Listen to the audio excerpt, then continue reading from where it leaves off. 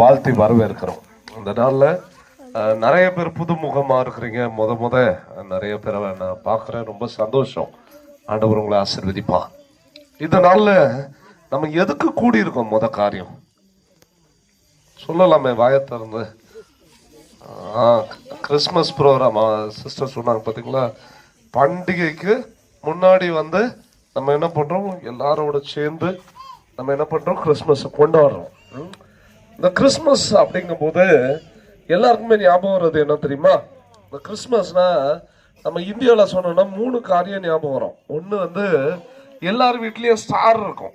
என்ன எங்க கிறிஸ்டின் வீடுன்னு கரெக்டாக கண்டுபிடிக்கணும்னா அந்த வீட்டில் ஸ்டார் இருக்கும். ரெண்டாவது வீடெல்லாம் லைட்டெல்லாம் போட்டிருப்பாங்க. வீடு சர்ச்செல்லாம் லைட்டெல்லாம் போட்டு டெக்கரேஷன் பண்ணியிருப்பாங்க. மூணாவது ஒன்று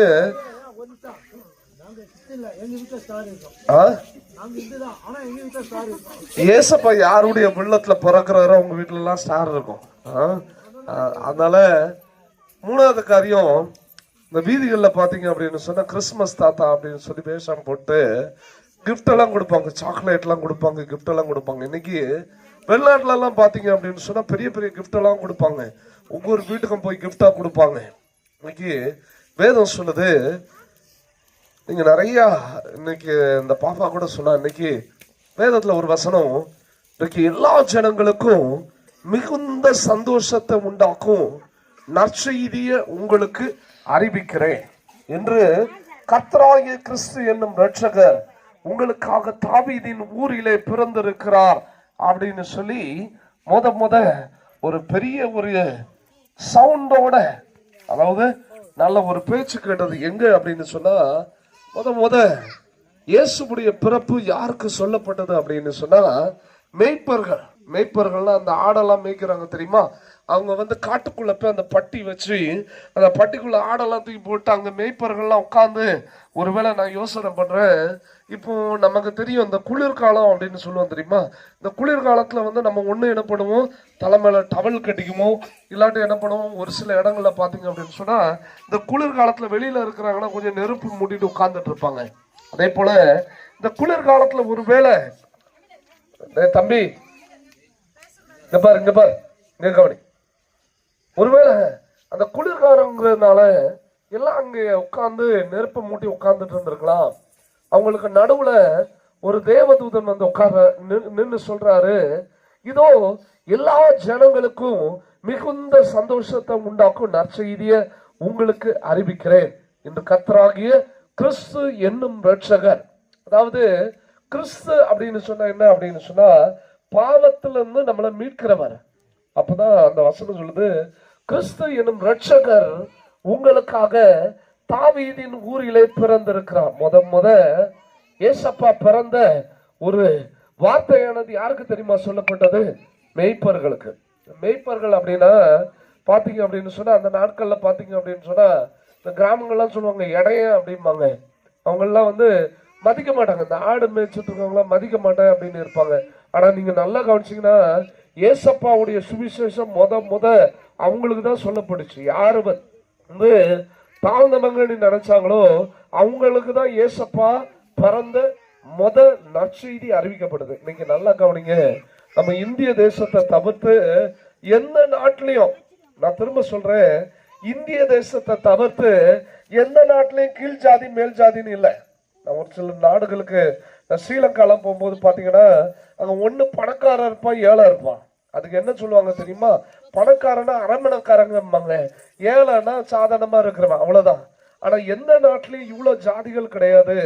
ஆனா நம்ம நாட்டுல பாத்தீங்கன்னா ஜாதிகள் நிறைய இருந்துட்டே இருக்கு.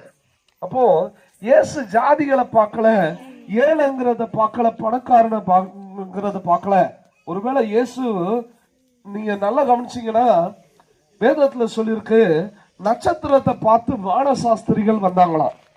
நட்சத்திரத்தை பார்த்து அறிஞர்கள்லாம் பார்த்தாங்களா, ஐயோ ஒரு நட்சத்திரம் தெரியுதே, கிழக்குல ஒரு நட்சத்திரம் தெரியுதே, கிழக்குல நட்சத்திரம் தெரிஞ்சது அப்படின்னா ஒரு ராஜா பிறக்க போறாருன்னு அர்த்தம்.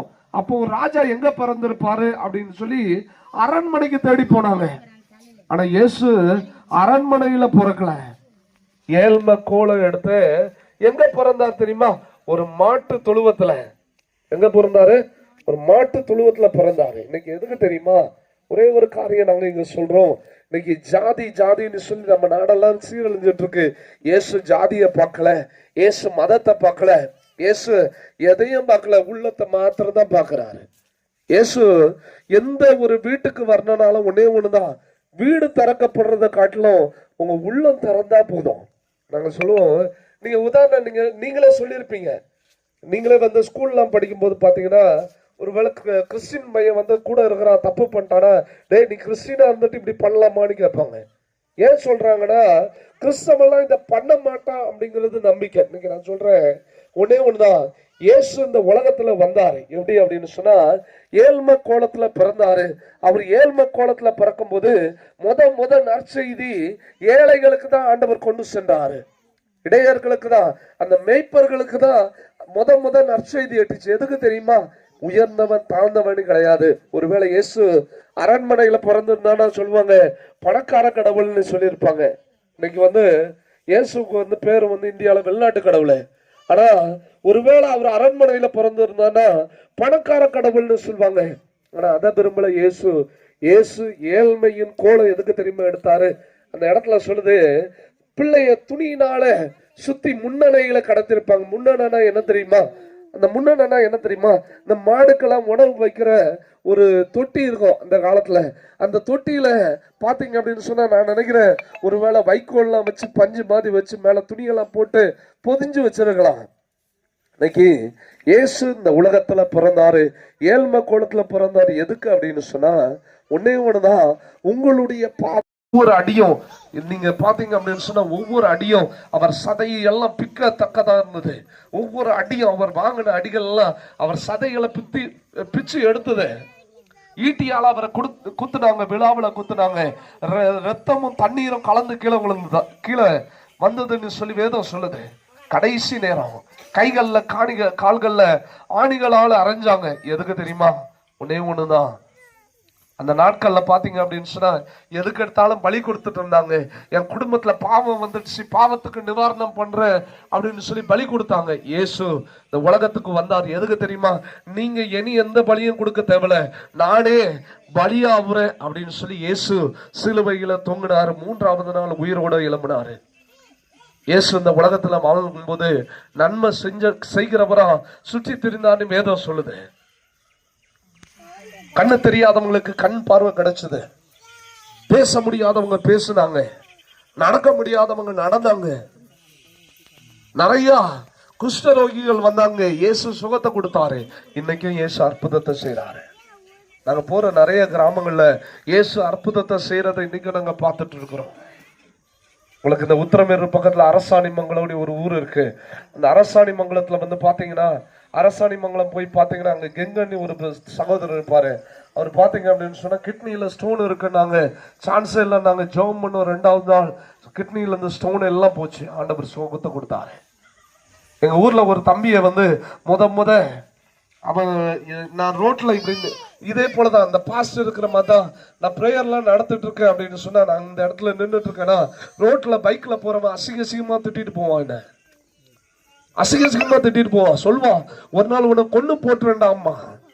அதே தம்பி ஹாஸ்பிட்டல் அட்மிட் ஆகணும். ஏன் அப்படின்னா, ஃப்ரெண்ட்ஸோட சேர்ந்து இந்த கிணத்துல எல்லாம் போய் டைவ் அடிச்சு குதிச்சு காது வழியா மூக்கு வழியாலாம் தண்ணி உள்ள போய் மூளை சீல் பிடிச்சிச்சு. மூளை சீல் பிடிச்ச உடனே மயக்கம் போட்டு கீழே விழுந்தான். டாக்டர் சொன்னாரு பிழைக்க மாட்டாயான்னாரு.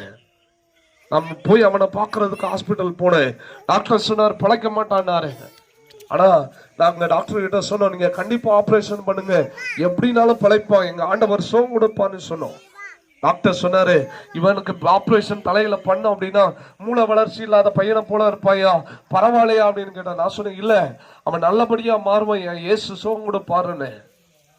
அதே போல ஆபரேஷன் பண்ணாங்க. வீட்டுக்கு கூட்டிட்டு வந்தாங்க. வீட்டுக்கு கூட்டிட்டு வரும்போது பாத்தீங்க அப்படின்னு சொன்னா, அவங்க எப்படி சொன்னாரோ டாக்டர் அதே போலதான் இருந்தான். 17 வயசு பையனுக்கு பாம்பஸ் போட்டு வச்சிருந்தாங்க, ஹக்கீஸ் போட்டு வச்சிருந்தாங்க. உங்களுக்கு தெரியும் ஹக்கீஸ்னா என்னன்னு. போட்டு அவனை வீட்டுல படுக்க வச்சிருந்தாங்க. சட்டை கூட கிடையாது, அப்படி படுக்க வச்சிருந்தாங்க 17 வயசு பையனை. அதுக்கு முன்னாடி பைக் அவ்வளவு வேகமா ஓட்டுற பையன் படுக்க வச்சிருந்தாங்க. ஒன்னே ஒண்ணுதான், அவனை பார்க்கும் போது கண்கள்ல இருந்து கண்ணீர் வந்தது. டாக்டர் சொன்னாரு பிழைக்க மாட்டான், இவன் மூல வளர்ச்சி இல்லாதவனா இருப்பான்னாரு. அதே போலதான் இருக்கிறான்னு சொல்லி எங்களுக்கு ரொம்ப கலக்கமா இருந்தது. ஒண்ணு நாங்க பண்ணோம். ஒரு வெள்ளிக்கிழமை அவனை சர்ச்சுக்கு நேரம் தூக்கிட்டு வந்து உட்கார வச்சு அவனுக்காக ஜெபம் பண்ணோம். சரியா 10வது நாள் நாங்க ஜெபம் பண்ணும்போது அவனுக்கு ஒண்ணுமே தெரியாது, சுத்தி நடக்கிறது எதுவுமே தெரியாது, பசினா சொல்ல தெரியாது, பேச தெரியாது, சிரிப்பு தெரியாது, அழுக தெரியாது, ஒண்ணுமே தெரியாது. ஒரு ஜடம் போல இருப்பான். அவனை தூக்கிட்டு வந்து நாங்க பேசும்போது ஒண்ணுமே அவனுக்கு புரியல, ஒண்ணுமே அவனுக்கு தெரியல, எங்க வந்திருக்கானே தெரியாது. ஏன்னா எல்லாம் மறந்து போச்சு, மூளையே செயல்படல. ஆனா ஜெர்மனி 10வது நாள் ஆண்டவர் சுகத்தை கொடுத்தாரு. இன்னைக்கும் எங்க சர்ச்சுக்கு வந்துட்டு இருக்கிறோம். அப்பெல்லாம் அவன் உடம்பு முடியாம இருந்த சமயத்துல எல்லாம் நாங்க சொல்வோம், டேய் பேசுடா பேசுடா அம்மோ. இப்ப என்ன தெரியுமா சொல்றோம், தயவு செஞ்சு வாயை மூடிட்டு அமைதியாடுறாங்கிறோம். இயேசு சுகம் கொடுக்கிறாரு, இயேசு இன்னைக்கும் சுகம் கொடுக்கிறாரு.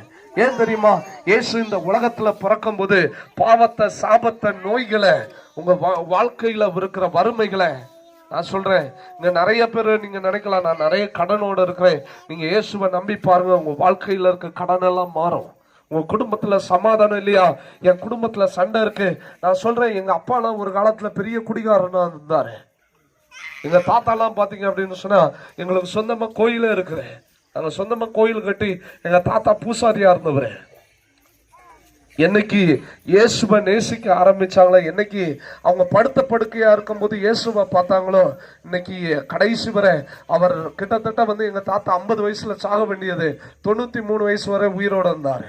டாக்டர் சொன்னாரு பிழைக்க மாட்டானி, ஆனா இயேசு அவங்களுக்கு சுகம் கொடுத்தாரு. எங்க அப்பா ஒரு குடிகாரர்.